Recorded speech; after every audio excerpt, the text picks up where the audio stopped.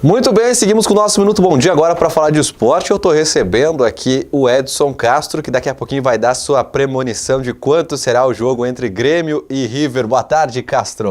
Boa tarde, Leandro. Boa tarde aos telespectadores. Jogaço hoje, hein? Um jogaço hoje e um jogaço amanhã. Definindo quem vai aí a final da Taça Libertadores. Muito bem, vamos ver os destaques do esporte hoje no nosso jornal Bom Dia Digital, porque é o seguinte, olha, o Bom Dia hoje está trazendo muita informação da área de esporte e vamos começar aqui essa é 22, né? Essa aqui, não, vamos começar pela 21, o que tu traz aí na 21? Bom, teve um rally final de semana, um rally de regularidade, que a gente falou aqui na semana passada, uma série de desafios no meio do percurso também, evento promovido aí pelo Erechim Auto Sport Clube, e a gente traz aqui o resultado aí do final de semana. Tem campeonato de bocha na cidade de Barra do Rio Azul, também tem um resultado publicado nesse final de semana e uma ação bem bacana, que é a ação do basquetebol sobre cadeira de rodas, que aliás vai ter um jogo nesse final de semana, no próximo sábado, dia 3, vai ter uma partida pelo campeonato estadual em Erechim, lá no ginásio municipal do Bela Vista. A equipe da Dal Uri, que jogou no final de semana, foi campeã atuando fora de casa, numa das etapas da competição. Nesse final de semana joga a última etapa em casa, lá no ginásio municipal Bela Vista. Então é uma oportunidade muito bacana para quem gosta aí do paradesporto, a gente ter uma oportunidade de ter então uma partida de basquete em cadeira de rodas. Bem legal. Muito legal mesmo. Tem mais destaques para quem enlouqueceu o nosso computador aqui. Agora sim. Isso é coisa do Marcão, hein? Para quem não conhece o Marcão, um dia nós tem que mostrar o Marcão. É que nem o Fernando se escondendo aí. Também, bom, vamos falar o seguinte, antes de falar de Grêmio e Inter, vamos falar de Atlântico. Olha, a Sueva pode estar novamente no caminho do Atlântico, como assim? Vai se definir agora no próximo final de semana o adversário do Atlântico nas semifinais do Campeonato Gaúcho. O que acontece é o seguinte, desde lá da primeira fase até o início das quartas de final, se mantém a pontuação do campeonato. O América, que estava na frente lá na primeira fase, estava na frente da Sueva, estava em terceiro lugar e seria o adversário do Atlântico caso fosse vencendo, acabou perdendo o primeiro jogo das semifinais, das quartas de final, lá para a equipe da Uruguaianense. Então o que acontece? Se o América vencer e garantir a classificação para a próxima fase, ele só vai ser adversário do Atlântico se a Sueva não vencer.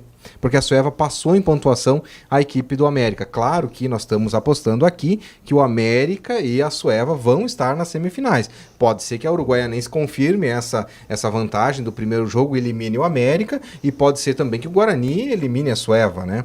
Mas se a Sueva vencer o jogo da volta, já tinha vencido fora o Guarani, passa a ser o adversário do Atlântico nas semifinais do Campeonato Gaúcho. O Atlântico poderia ter uma chance de não enfrentar a Sueva e jogar a Sueva para a CBF nas semifinais, muito provavelmente nós vamos ter uma reedição do Clássico, que foi pelas oitavas de final da Liga Nacional e agora possivelmente pelas semifinais do Campeonato Gaúcho. Muito bem, na contracapa do Bom Dia de hoje tem mais destaques para a gente que está acompanhando. O que tu traz aqui os perigos da Copinha, o Ipiranga, é isso? O Ipiranga caiu numa chave bastante complicada. Aliás, que cálculo esse que a Federação Gaúcha fez, hein? Precisa de um matemático para desvendar. E o problema não é esse. Tem outro problema.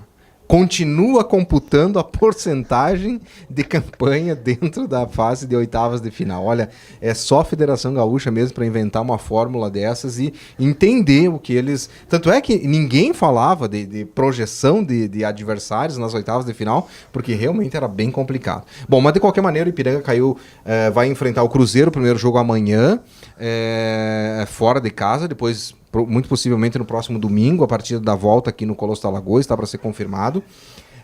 5 horas da tarde, porque a gente já vai ter horário de verão no final de semana. Como o Internacional joga às 7 da noite no domingo, muito provavelmente o jogo do Ipiranga será às 5 da tarde. E o Ipiranga ficou aqui, passando do Cruzeiro, vai ter Real ou Pelotas, muito provavelmente o Pelotas, muito favorito, né? Então, nas quartas de final. Passando, ele vai ter que enfrentar Inter, Bagé, Gaúcho, que são os principais favoritos. Eu até colocaria o Internacional aqui numa semifinal.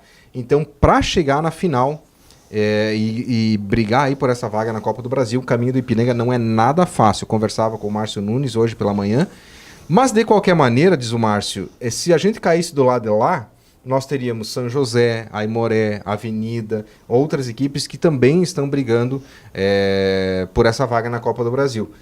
De qualquer maneira, o caminho do Ipiranga não é nada fácil para chegar até a final. Pega o Cruzeiro, que é uma equipe já bastante experiente aí no futebol gaúcho, e depois passando vai ter que enfrentar o Pelotas. E se o Pelotas vencer os seus jogos, o Ipiranga vai ter que decidir fora de casa. O Ipiranga só não decide fora de casa se vencer os 2 jogos contra o Cruzeiro, fora e em casa, e o Pelotas pelo menos perder o jogo de ida. Senão vai ter que enfrentar, claro, projetando que o Pelotas passe, porque se o Real passar, a partida da volta é em Erechim. Vamos voltar para dentro do impresso, porque vamos falar do Inter, como é que estão as coisas lá no Beira-Rio, o que você traz aí, o Odair Hellmann na foto? O Internacional que já começa a se preparar para enfrentar o Atlético Paranaense, o Inter que vem de um resultado ruim diante do Vasco. Resultado que foi ruim para os dois, né? Para o Internacional e para o Vasco, mas mais para o Inter porque briga lá na ponta de cima da tabela de classificação. Agora tem que buscar a recuperação. Ficou 5 pontos aí atrás do Palmeiras, precisa de 2 jogos, 2 tropeços, na verdade 2 derrotas do Palmeiras. Só que se você analisar, eu vou pedir para o Marcão aumentar aqui, ver se ele consegue aumentar aqui os jogos que faltam. A chance do Palmeiras perder é Santos e Atlético Mineiro, que são os próximos jogos. O Palmeiras joga em casa, embora seja clássico paulista, e o Atlético Mineiro jogo lá em Minas Gerais. Depois disso, meu filho, Fluminense, Paraná, América Mineiro, Vasco e Vitória. Pode computar 18 pontos, 15 pontos aí pro Palmeiras, porque dificilmente vai empatar, sequer com esses adversários. Mesmo tendo uma final da Libertadores pela frente, acho que o Filipão não vai poupar aqui? Aí a gente pode tentar projetar uma outra situação, né? Caso o Palmeiras chegue na final. Acho muito difícil. Acho muito difícil que o Palmeiras vá para a final da Taça Libertadores. Mas de qualquer maneira. E aí o Internacional tem algumas pedreiras ainda pelo caminho. Pedreiras no sentido que o Inter consegue se complicar com os times que estão lá atrás. O Inter joga com o Atlético Paranaense, que é uma equipe que vem em ascensão no campeonato, joga em casa, mas depois sai para enfrentar o Ceará, que é uma equipe que está começando a ganhar na competição. Adversário complicado por ser jogo fora de casa, e aí tem América Mineiro, Botafogo, Atlético, Fluminense e Paraná, que na teoria não são adversários tão fortes. Porém, a gente sabe que o Inter acaba se complicando contra esse tipo de adversário. Muito bem, vamos falar de Taça Libertadores da América. Hoje um dia importante para os tricolores. Grêmio e River Plate logo mais às 21h45, Edson. E o que o Renato pode surpreender nesse jogo aí? Como é que vai? Eu acho que ele não vai ter muita surpresa, não. Ele vai meio que... a mudança é a zaga, né? O Kahneman tá fora, essa aí não tem o que fazer. Tá suspenso, muito provavelmente, entre o Bressan aí na zaga. É a projeção que se faz. Então essa mudança o Renato vai ter que fazer porque o Kahneman tá fora. Agora, fora isso, o time deve ser muito parecido com o que jogou lá na Argentina. O Everton não deve começar jogando, embora esteja à disposição. Imagina-se que ele comece no banco de reservas, depois uma possibilidade de ele entrar. E o Luan tá fora, né? Totalmente fora do jogo. São 2 peças importantes que o Grêmio perdeu para o jogo de lá, muito dificilmente terá no jogo de cá. Agora, é importante dizer que o Grêmio, sem Luan e sem Everton, conseguiu vencer o River Plate fora de casa. Vai ser um jogo fácil? Não, não vai. Pode ter certeza que não. O River Plate e Boca Juniors são 2 daquelas equipes da América do Sul que jogam muito futebol fora de casa. São equipes de extrema tradição, tem contra-ataque muito perigoso a equipe do River Plate, o Grêmio vai ter que ficar atento a isso. Embora a defesa, né, não seja a melhor do campeonato. Eu ainda acho que a defesa do Grêmio, mesmo sem Kahneman, é um pouco melhor do que a defesa do River Plate. Agora, se o River for para cima, conseguir um gol no início, o Grêmio vai ter que ter muito cuidado, porque o Grêmio vai sofrer mais perigo no contra-ataque do que nas jogadas ofensivas necessariamente trabalhadas aí pelo River Plate. Vai ser um jogaço, não tenho dúvida nenhuma, vai ser um jogaço, arena lotada.